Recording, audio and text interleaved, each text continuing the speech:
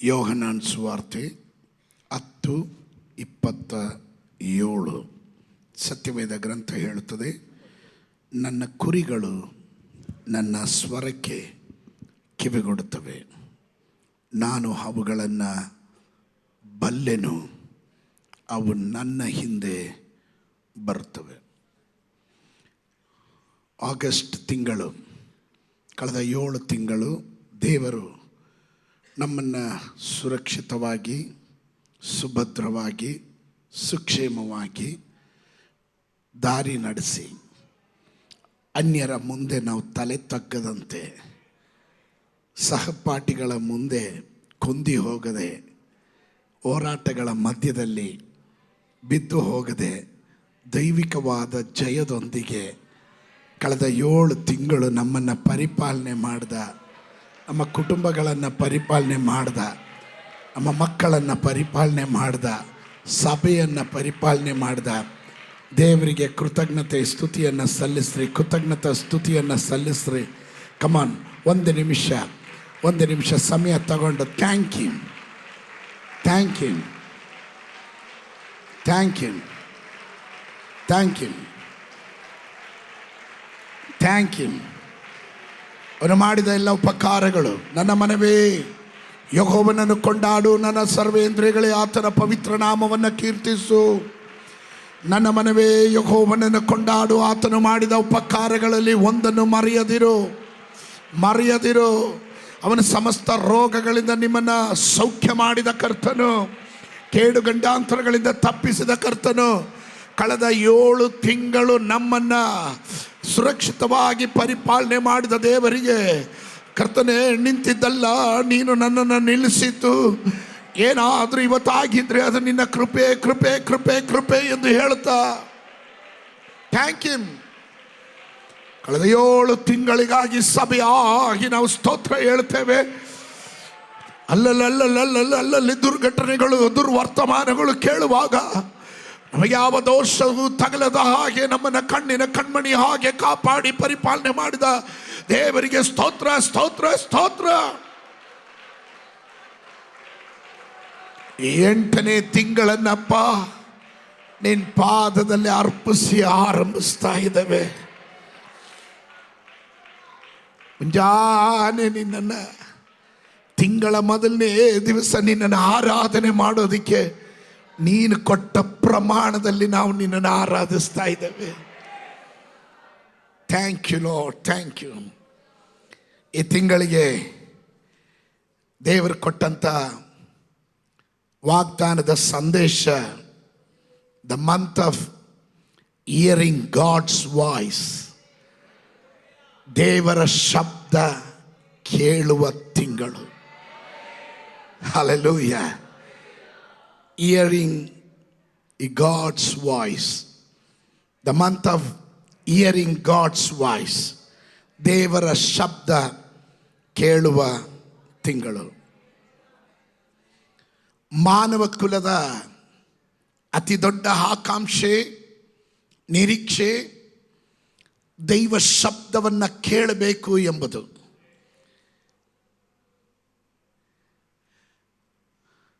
ಆಂತರಿಕದಲ್ಲಿ ಪ್ರತಿಯೊಬ್ಬನ ಹೃದಯದಲ್ಲೂ ಒಂದು ಆಸೆ ಇದೆ.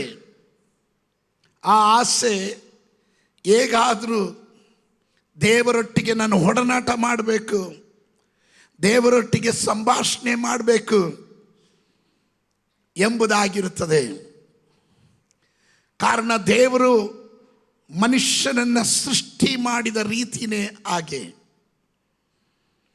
One of the greatest hungers in the heart of mankind is to hear the voice of God. There is in every person a desire to communion to God. We are created that way only. ಆ ರೀತಿಯಲ್ಲೇ ದೇವರು ನಮ್ಮನ್ನು ಸೃಷ್ಟಿ ಮಾಡಿರೋದು ಪ್ರತಿಯೊಬ್ಬನು. ಅದಕ್ಕೆ ನಾವು ಪ್ರಾರ್ಥನೆ ಅಂದಾಗ prayer is nothing but communication with God. ದೇವರೊಟ್ಟಿಗೆ ಮಾಡುವ ಸಂಭಾಷಣೆ. ಸಂಭಾಷಣೆಗೆ ಒಂದು ಸೈಡ್ ಇರೋದಿಲ್ಲ. ಸಂಭಾಷಣೆಗೆ ಎರಡು ಸೈಡಲ್ಲೂ ಮಾತುಕತೆಗಳು ನಡೀತಾ ಇರುತ್ತೆ. ಅದನ್ನು ಸಂಭಾಷಣೆ ಅಂತ ಕರೀತೇವೆ. ಒಂದು ಸೈಡು ಮಾತ್ರ ಮಾತಾಡಿ ಹೋಗೋದಲ್ಲ. ಪ್ರಾರ್ಥನೆ ಎನ್ನೋದು ನಿನ್ನ ಬೇಡಿಕೆಗಳನ್ನು ಇಡೋದು, ನೀನು ಇಲ್ಲಿಂದ ಒಂದು ಲಿಸ್ಟ್ ಕಳಿಸೋದಲ್ಲ. ಪ್ರಾರ್ಥನೆ ಎನ್ನೋದು ನಿನ್ನ ಅವಶ್ಯಕತೆಗಳು, ನಿನ್ನ ಕಾರ್ಯಗಳನ್ನು ದೇವರ ಮುಂದೆ ಇಟ್ಟು ದೈವ ಚಿತ್ತ ಏನು ಎಂದು ಕೇಳೋದು. ಅದಕ್ಕೆ ದೇವರು ಸದುತ್ತರವನ್ನು ದಯಪಾಲಿಸ್ತಾನೆ. ಕೆಲವೊಮ್ಮೆ ನಾವುಗಳು ದೇವರ ಸಮ್ಮುಖದಲ್ಲಿ ದೇವರೇ ಮಾತಾಡು ಅಂತ ಕಣ್ಣು ಮುಚ್ಕೊಂಡು ಕೂತ್ಕೊಂಡ್ಬಿಡ್ತೀವಿ. ದೇವರು ಹೇಳ್ತಾನೆ, ಕಣ್ಣು ತೆರೆದ್ಬಿಟ್ಟು ಬೈಬಲ್ ಓಪನ್ ಮಾಡು, ಮಾತಾಡ್ತೀನಿ ಅಂತ.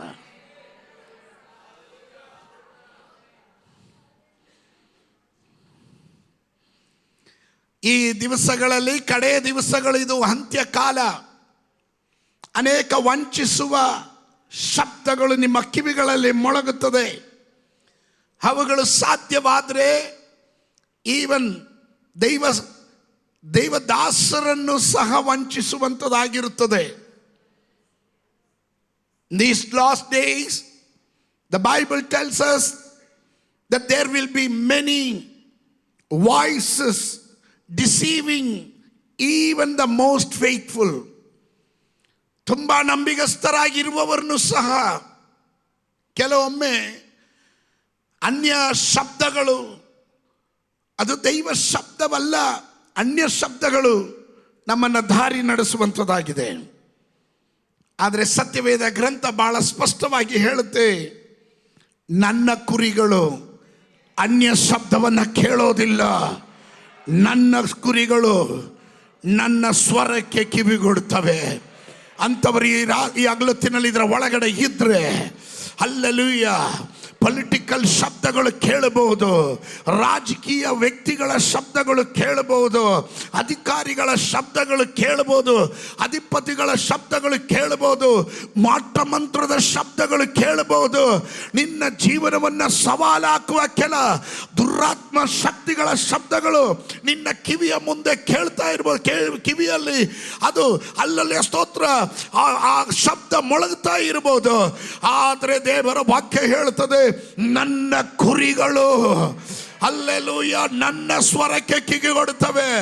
ಎಷ್ಟೇ ಶಬ್ದ ಇದ್ದರು, ಎಷ್ಟೇ ಶಬ್ದಗಳು ಮೊಳಗಿದ್ರು, ನನ್ನನ್ನ ಒಂದು ಶಬ್ದ ಮೊಳಗಿಸುತ್ತಾ ಇರುತ್ತೆ. ಆ ಶಬ್ದ ನನ್ನ ದೇವರ ಶಬ್ದ. ಈ ತಿಂಗಳು ಆ ಶಬ್ದ ನನ್ನ ಜನರಿಗೋಸ್ಕರವಾಗಿ ದೇವರು ಮೊಳಗಿಸುವಂತನಾಗಿದ್ದಾನೆ. ಮೈ ಶೀಪ್ ಹಿಯರ್ ಮೈ ವಾಯ್ಸ್. ನನ್ನ ಕುರಿಗಳು ನನ್ನ ಶಬ್ದವನ್ನು ಆಲಿಸುತ್ತವೆ. ಸತ್ಯವೇದ ಗ್ರಂಥ ಹೇಳುತ್ತೆ, ಪ್ರಕಟಣೆ ಪುಸ್ತಕ 3:20, ಇಗೋ ಬಾಗಿಲಿನಿಂದ ನಾನು ತಟ್ತಾ ಇದ್ದೇನೆ, ಯಾರಾದರೂ ನನ್ನ ಶಬ್ದವನ್ನು ಕೇಳಿ, ಯಾರಾದರೂ ನನ್ನ ಶಬ್ದವನ್ನು ಕೇಳಿ ಬಾಗಿಲು ತೆರೆದರೆ ನಾನು ಅವನಲ್ಲೂ ಅವನು ನನ್ನಲ್ಲೂ, ನಾವಿಬ್ಬರು ಒಟ್ಟಿಗೆ ಊಟ ಮಾಡುವೆವು, ಅವನು ನನ್ನ ಸಂಗಡ ಊಟ ಮಾಡುವೆನು. ಹಲ್ಲೆಲೂಯ. ಈಗೋ ಬಾಗಿಲಿನಲ್ಲಿ ನಿಂತ್ಕೊಂಡು ತಟ್ತಾ ಇದ್ದೇನೆ. ಯಾವನಾದರೂ ನನ್ನ ಶಬ್ದವನ್ನು ಕೇಳಿ ಬಾಗಿಲನ್ನು ತೆರೆದರೆ ನಾನು ಒಳಗೆ ಬಂದು ಅವನ ಸಂಗಡ ಊಟ ಮಾಡುವೆನು. ಇವತ್ತೇಸುವಿನ ನಾಮದಲ್ಲಿ ದೇವರ ಸಂಗಡ ಒಂದು ಫೆಲೋಶಿಪ್, ಅನ್ಯೋನ್ಯತೆ ಬಯಸುವವರು ಈ ತಿಂಗಳು ಅದಕ್ಕಾಗಿ ಬೇರ್ಪಟ್ಟಿರುವ ತಿಂಗಳಾಗಿರುತ್ತೆ. Something separated from this world.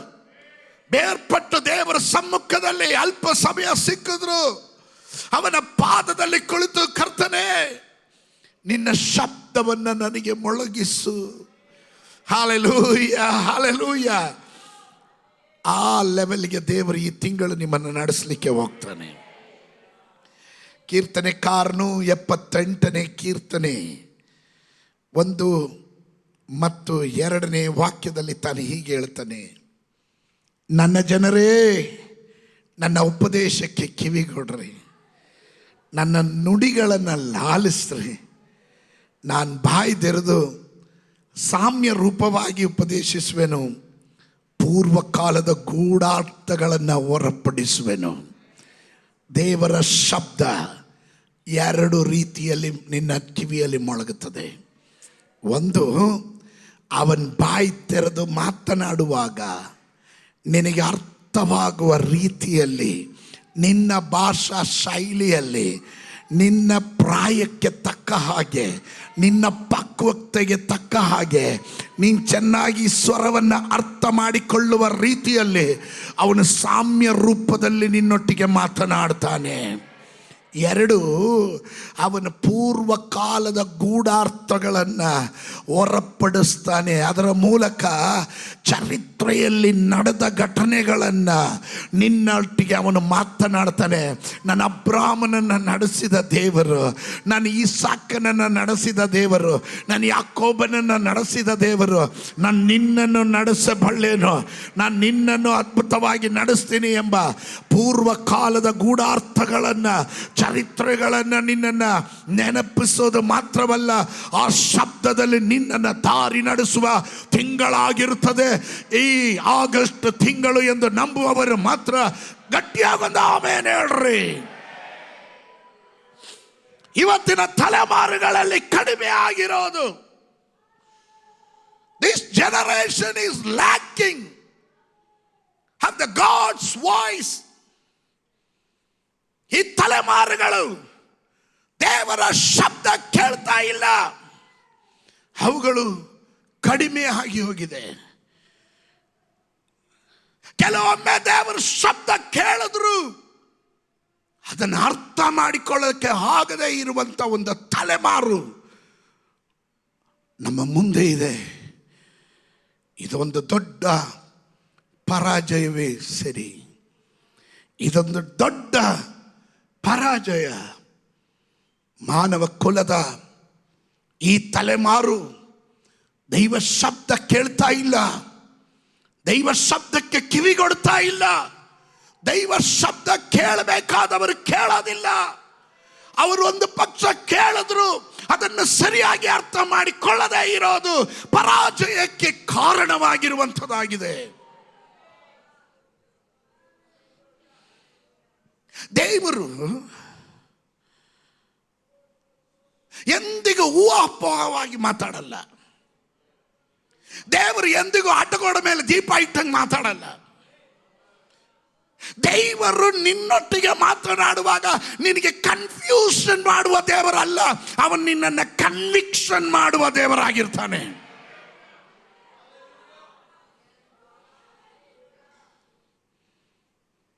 ನಿನ್ನ ಒಳಗಡೆ ಆ ಶಬ್ದ ದೃಢ ಆಗೋವರೆಗೂ, ನಿನಗೆ ದೇವರ ಶಬ್ದ ಕೇಳಿದ ದೃಢತೆ ಬರೋವರೆಗೂ ಅವನು ನಿನ್ನನ್ನು ಬಿಟ್ಟು ಹೋಗೋದಿಲ್ಲ.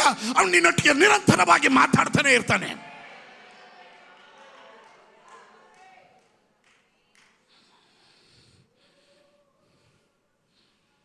ಉದಾಹರಣೆಗೆ ಒಂದು ಸಮುವೇಲನ ಪುಸ್ತಕ 3ನೇ ಅಧ್ಯಾಯ 1ನೇ ವಚನದಿಂದ 7ನೇ ವಚನವನ್ನು ಗಮನಿಸ್ರಿ.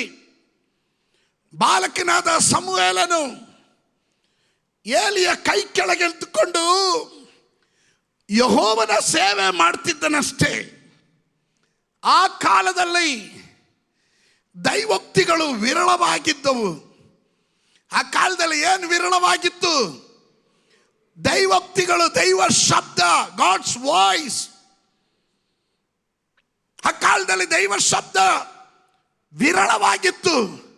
ಎಲ್ಲೋ ಅಲ್ಲೊಂದು ಇಲ್ಲೊಂದು ಆಲೋಚನೆ ಕೇಳುವ ಮಟ್ಟಿಗೆ ಬಂದ್ರು. ನಿರಂತರವಾಗಿ ದೈವ ಶಬ್ದವನ್ನ ಕೇಳಿ ನಡೆಯಲ್ಪಡುತ್ತಿದ್ದಂತ ಏಲಿಯ ಕಾಲ. ಯಾಜಕನು ಮನುಷ್ಯರಿಗೂ ದೇವರಿಗೂ ಮಧ್ಯಸ್ಥಿಕೆ ಮಾಡುವವನು ದೈವ ಶಬ್ದವನ್ನ ಕೇಳಿ ತನ್ನ ಜನರಿಗೆ ತನ್ನ ಭಾಷಾ ಶೈಲಿಗಳಲ್ಲಿ ಅವರಲ್ಲಿ ಮಾತನಾಡಿ ದೇವರ ಕಡೆಗೆ ತಿರುಗಿಸ್ತಾ ಇದ್ದವನು. ಈಗ ದೇವರ ವಾಕ್ಯ ಹೇಳುತ್ತದೆ, ದೈವೋಕ್ತಿಗಳು ಆ ಕಾಲದಲ್ಲಿ ವಿರಳವಾಗಿತ್ತು. ದೇವ ದರ್ಶನಗಳು ಅಪರೂಪವಾಗಿದ್ದವು. ಏಲಿಯ ಕಣ್ಣುಗಳು ದಿನ ದಿನಕ್ಕೆ ಮೊಗ್ಬಾಗುತ್ತಾ ಬಂದು ಚೆನ್ನಾಗಿ ಕಾಣದೆ ಹೋಗಿದ್ದವು. ಒಂದಾನೊಂದು ರಾತ್ರಿ ತನ್ನ ಸ್ಥಳದಲ್ಲಿ ಮಲಗಿದ್ದನು. ಸಮುವೇಲನು ಯೆಹೋವನ ಮಂದಿರದಲ್ಲಿ ದೇವರ ಮಂಜೂಷವಿದ್ದ ಸ್ಥಳದಲ್ಲಿ ಮಲಗಿದ್ದನು. Hallelujah, hallelujah. ದೇವರ ಮಂಜೂಷ ಇರೋ ಸ್ಥಳದಲ್ಲಿ ಮಲಗಿದವನು ದೈವ ಶಬ್ದ ಕೇಳದೆ ಹೋಗೋದಿಲ್ಲ. ದೈವ ಸಾನ್ನಿಧ್ಯಾನದಲ್ಲಿ ನೀನು ಎಲ್ಲಿ ಬಂದರೂ ಸರಿ, ಅಲ್ಲಿ ದೈವ ಶಬ್ದ ನೀನು ಕೇಳ್ತೀಯ. ಆಗ ದೇವದೀಪವು ಇನ್ನೂ ಉರಿತಲೇ ಇರುವಾಗಲೇ ಯೆಹೋವನು ಸಮುವೇಲನನ್ನು ಕರೆದನು. ಸಮುವೇಲನು ಬಂದನೆಂದು ಉತ್ತರ ಕೊಟ್ಟು ಒಡನೆ ಏಲಿಯ ಬಳಿಗೆ ಹೋಗಿ, ಈಗ ಬಂದಿದ್ದೇನೆ, ನೀನು ನನ್ನನ್ನು ಕರೆದಿಯಲ್ಲ ಎನ್ನಲು ಏಲಿಯು, ನಾನು ನಿನ್ನನ್ನು ಕರೆಯಲಿಲ್ಲ, ಹೋಗಿ ಮಲಗಿಕೋ ಅಂದನು. ಸಮುವೇಲನು ಹೋಗಿ ಮಲಗಿದನು, ಆದರೆ ದೇವರು ಮಲಗಲಿಲ್ಲ. ದೇವರು ಮಲಗಲಿಲ್ಲ. ಇಸ್ರಾಯೇಲ್ನ ಪರಿಪಾಲಕನು ತೂಕಡಿಸೋದಿಲ್ಲ, ನಿದ್ರಿಸೋದಿಲ್ಲ. ಅವನ ಶಬ್ದ ನಿನಗೆ ದೃಢವಾಗವರೆಗೂ ಆ ಶಬ್ದ ನಿನ್ನ ಕಿವಿಯಲ್ಲಿ ಮೊಳಗಿಸ್ಬೇಕು ಎಂದು ತೀರ್ಮಾನ ಮಾಡಿದ್ರೆ, ದೇವರು ಅದನ್ನು ನಿನ್ನ ಹೃದಯದಲ್ಲಿ ದೃಢಪಡಿಸೋವರೆಗೂ ದೇವರು ಹೋಗೋದಿಲ್ಲ, ಮಲಗೋದಿಲ್ಲ, ಅವನು ಬಿಟ್ಟು ಹೊರಡೋದಿಲ್ಲ. ಅವನಲ್ಲೇ ನಿಲ್ತಾನೆ. ಆಮೇಲೆ ಯೆಹೋವನು ತಿರುಗಿ ಸಮುವೇಲನೇ ಎಂದು ಕರೆದನು. ಸಮುವೇಲನು ಕೂಡಲೇ ಎದ್ದು ಏಲಿಯ ಬಳಿಗೆ ಹೋಗಿ, ಈಗ ಬಂದಿದ್ದೇನೆ, ನೀನು ನನ್ನನ್ನು ಕರೆದಿಯಲ್ಲ ಅನ್ನಲು ಅವನು, ನನ್ನ ಮಗನೇ, ನಾನು ನಿನ್ನನ್ನು ಕರೀಲಿಲ್ಲ, ಹೋಗಿ ಮಲಗಿಕೋ ಎಂದನು. ಸಮುವೇಲನಿಗೆ ದೈವ ಶಬ್ದ ಕೇಳಿ ಪರಿಚಯ ಇಲ್ಲ. ಅವನು ಕೇಳಿರೋದು ಏಲಿ ಕೂಗೋದನ್ನು ಮಾತ್ರ ಕೇಳಿದ್ದಾನೆ. ತಂದೆ ಪ್ರೀತಿಯಿಂದ ಮಗ ಎಂದು ಕರೆಯೋದನ್ನು ಕೇಳಲಿಲ್ಲ. ತಾಯಿ ಪ್ರೀತಿಯಿಂದ ಚಿನ್ನ, ರನ್ನ, ಮುತ್ತ ಎಂದು ಕರೆಯೋದನ್ನು ಅವನು ಕೇಳಲಿಲ್ಲ. ಅವನ ಮೊಲೆಗೂ ಸಾಗಿರುವಾಗಲೇ, ಅವನ ಮೊಲೆಗೂ ಕುಡಿಯೋದನ್ನು ನಿಲ್ಲಿಸಿದಾಗಲೇ, ಆಲಯದಲ್ಲಿ ಅಂದರೆ ಅವನ ಹಾಲು ಬಾಯಿಯಿಂದ, ಅಲ್ಲಲ್ಲಿ ಸ್ತೋತ್ರ, ತೊದಲು ನಾಲಿಗೆಯಿಂದ, ತೊದಲು ಮಾತಿನಿಂದ ಅಮ್ಮ ಅಪ್ಪ ಎಂದು, ಡ್ಯಾಡಿ ಮಮ್ಮಿ ಎಂದು ಕರೆಯೋಕೆ ಮುಂಚೆನೆ ಅವನನ್ನು ಆಲಯದಲ್ಲಿ ತಂದು ಹಾಕಿದಾಗ ಅವನು ಬೇರೆ ಯಾವ ಶಬ್ದವನ್ನು ಕೇಳಲಿಲ್ಲ. ಅವತ್ತಿಂದ ಅವನು ಕೇಳ್ತಾ ಇರೋ ಒಂದೇ ಒಂದು ಶಬ್ದ ಏಲಿಯ ಶಬ್ದವಾಗಿತ್ತು. ಅದರಿಂದ ಅವನಿಗೆ ದೈವ ಶಬ್ದದ ಪರಿಚಯ ಇರಲಿಲ್ಲ. ಎರಡನೇ ಸರಿ ಆಯಿತು, ಏಲಿ ಹೇಳ್ದ, ನಾನು ಕರೀಲಿಲ್ಲ, ಹೋಗಿ ಮಲ್ಕೋ. ಆದರೆ ದೇವರು ಹೋಗಲಿಲ್ಲ. ಆವರೆಗೂ ಸಮುವೇಲನಿಗೆ ಯೆಹೋವನ ಅನುಭವ ಇರಲಿಲ್ಲ. ಅವನ ದೈವೋತ್ತರಗಳನ್ನು ಹೊಂದಿರಲಿಲ್ಲ. He never heard the voice of God. He never experienced the voice of God. ಅವನಿಗೆ ಅನುಭವ ಇರಲಿಲ್ಲ. ದೈವೋಕ್ತಿಗಳು ಅವನು ಕೇಳೇ ಇರಲಿಲ್ಲ. ಈ ಹಗಲೊತ್ತಿನಲ್ಲಿ ಪರಿಶುದ್ಧಾತ್ಮ ನನಗೆ ಹೇಳಕ್ಕೆ ಹೇಳಿದನು, ಇದುವರೆಗೂ ಅನುಭವ ಇಲ್ಲದೆ ಇರುವ, ಇದುವರೆಗೂ ದೈವ ಶಬ್ದ ಕೇಳಿ ಅನುಭವ ಇಲ್ಲದೆ ಇರುವ ಕೆಲವರು ಈ ತಿಂಗಳಲ್ಲಿ ದೈವ ಶಬ್ದ ನೀವು ಕೇಳಕ್ಕೆ ಹೋಗ್ತೀರ. ದೇವರ ಶಬ್ದ ನಿಮ್ಮ ಕಿವಿಗಳಲ್ಲಿ ಮೊಳಗಕ್ಕೆ ಹೋಗುತ್ತೆ. ಶಬ್ದನ ಅರ್ಕದಗಲಾದನ ನಿನ್ನ ಚರಿತ್ರೆಯನ್ನು ಬದಲಾಯಿಸುವ ಶಬ್ದ, ನಿನ್ನ ಮುದ್ದಾದ ಹೆಸರನ್ನು ಇಟ್ಟು ಕರೆಯುವ ಶಬ್ದ, ನಿನಗೆ ಆಲೋಚನೆ ಕೊಡುವ ಶಬ್ದ, ನಿನ್ನ ಭವಿಷ್ಯವನ್ನು ನಿರ್ಧರಿಸುವ ಶಬ್ದ. ಈ ಹಗಲೊತ್ತಿನಲ್ಲಿ ಪರಿಶುದ್ಧಾತ್ಮನಲ್ಲಿ ನಾನು ಕೂಗಿ ಹೇಳ್ತೇನೆ, ಆಗಸ್ಟ್ ತಿಂಗಳಲ್ಲಿ ಕೆಲವರು ದೈವ ಶಬ್ದವನ್ನು ಕೇಳಲಿಕ್ಕೆ ಹೋಗ್ತೀರೋ. ದೇವರು ಮಾತನಾಡೋದಕ್ಕೆ ಪ್ರಾಯ ಒಂದು ವಿಷಯವಲ್ಲ. 98 ವರ್ಷ ಪ್ರಾಯವುಳ್ಳ ಏಲಿಯನು ದೈವ ಶಬ್ದವನ್ನ ಕೇಳೋದ ನಿಂತೋದಾಗ, ಏಲಿ 98 ವರ್ಷದ ಏಲಿ ದೈವ ಶಬ್ದವನ್ನ ಕೇಳೋದ ನಿಲ್ಲಿಸಿದಾಗ, ಬಾಲಕನಾದ ಸಮುವೇಲನು ದೈವ ಶಬ್ದ ಕೇಳ್ತಾ ಇದ್ದಾನೆ. ಅಂದ್ರೆ ದೇವರಿಗೆ ಪ್ರಾಯ ವಿಷಯ ಅಲ್ಲ. ಬಾಲಕನಾದ ಸಮುವೇಲನ ಸಂಗಡನು ದೇವರು ಮಾತನಾಡ್ತಾನೆ. ವೃದ್ಧನಾದ ಯೋಹಾನನ ಸಂಗಡನು ದೇವರು ಮಾತನಾಡ್ತಾನೆ. ದೇವರಿಗೆ ವಿಷಯವಲ್ಲ ಪ್ರಿಯರೇ, ದೇವರಿಗೆ ಪ್ರಾಯ ವಿಷಯವಲ್ಲ. ನೀನು ಎಷ್ಟು ಹಳೆ ವಿಶ್ವಾಸಿ ಅನ್ನೋದಲ್ಲ ವಿಷಯ. ನೀನು ಈ ದೈವ ಶಬ್ದಕ್ಕಾಗಿ ನಿನ್ನ ಕಿವಿ ಚಾಚೋದಾದ್ರೆ ನಿನ್ನ ಪ್ರಾಯ ವಿಷಯನೇ ಅಲ್ಲ. ದೇವರಿಗೆ ಮಾತನಾಡೋದಿಕ್ಕೆ ಸ್ಥಳ ಒಂದು ವಿಷಯವಲ್ಲ. ಅವನ ನಡು ರಸ್ತೆಯಲ್ಲಿ ನಿನ್ನೊಟ್ಟಿಗೆ ಮಾತಾಡ್ತಾನೆ, ಕಾರಾಗೃಹದಲ್ಲಿ ನಿನ್ನೊಟ್ಟಿಗೆ ಮಾತನಾಡ್ತಾನೆ, ಪದ್ಮೋಸ್ ದ್ವೀಪದಲ್ಲಿ ಬೇಕಾದರೂ ನೀನು ಏಕಾಂತವಾಗಿರುವಾಗ, ಒಂಟಿಯಾಗಿರುವ ಅವಸ್ಥೆಗಳಲ್ಲೂ ನಿನ್ನೊಟ್ಟಿಗೆ ಮಾತನಾಡುವ ದೇವರು. ನನ್ನ ದೇವರಿಗೆ ಸಮಯ ಸ್ಥಳ ವಿಷಯನೇ ಅಲ್ಲ.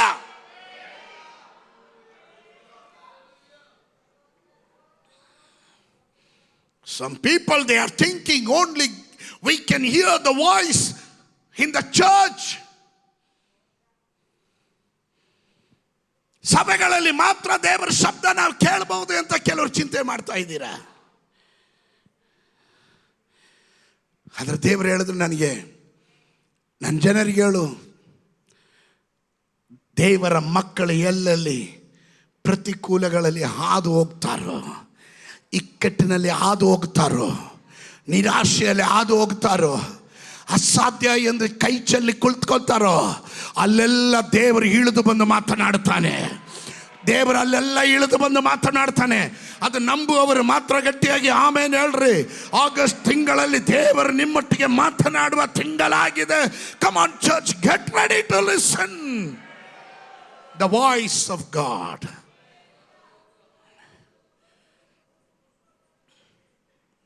ದೇವರಿಗೆ ಸಮಯ ಒಂದು ವಿಷಯ ಅಲ್ಲ ಮಾತನಾಡೋಕ್ಕೆ.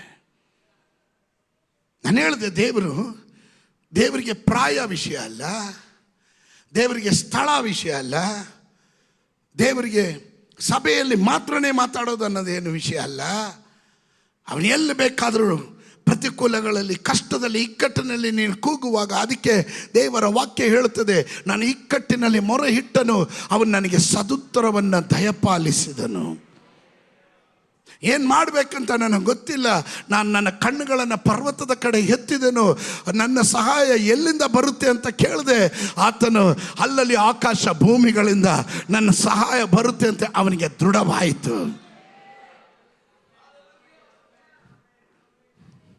ಸಮಯ ದೇವರಿಗೊಂದು ವಿಷಯ ಅಲ್ಲ.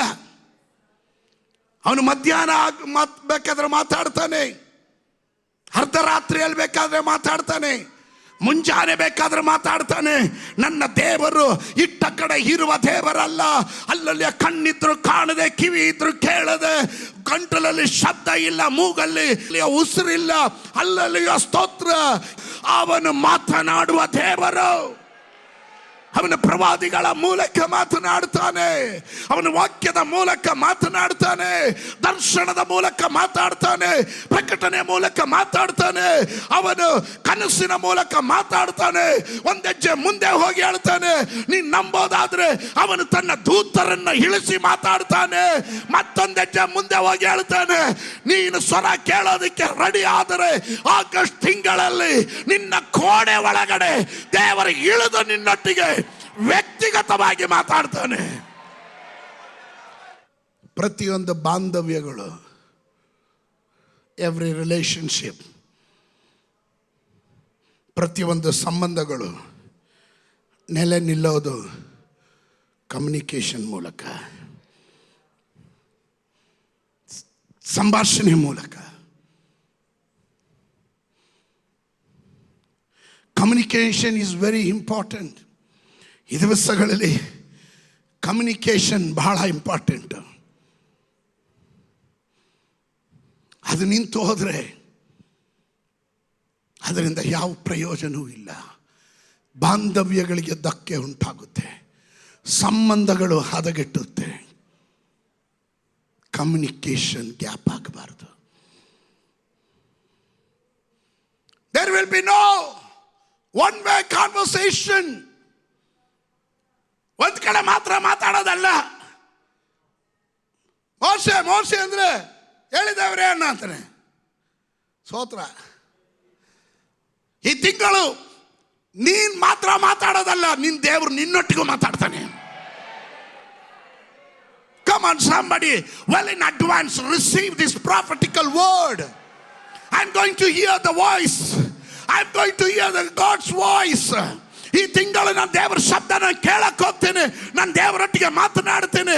There will be a communication with my God. ಪ್ರತಿಕೂಲಗಳು ಜೀವನದಲ್ಲಿ, ಇಕ್ಕಟ್ಟುಗಳು, ಪ್ರಯಾಸಗಳು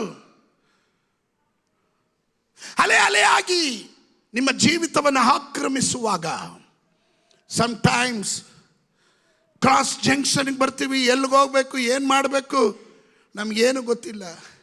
wear to go, what to do, ಏನು ಮಾಡಬೇಕು, ಎಲ್ಲಿಗೆ ಹೋಗ್ಬೇಕು, ಒಂದು ತಲೆಗೆ ಓಡ್ತಾ ಇಲ್ವಲ್ಲ. ಆ ಸಮಯದಲ್ಲಿ ದೇವರ ವಾಕ್ಯ ಹೀಗೆ ಹೇಳುತ್ತೆ. ಯೆಶಾಯನು ಬರೆದ ಪ್ರವಾದನೆ ಗ್ರಂಥ 30:20-21 ಹೇಳ್ತದೆ, ಕರ್ತನು ಕಷ್ಟವನ್ನು, ಶ್ರಮವನ್ನು ನಿಮಗೆ ಅನ್ನಪಾನಗಳನ್ನಾಗಿ ಕೊಟ್ಟರು, ನಿಮ್ಮ ಬೋಧಕರು ಇನ್ನು ಮರೆಯಾಗಿರೋನು. ನನ್ನ ದೇವರು ಇನ್ನು ಮರೆಯಾಗಿರೋದಿಲ್ಲ.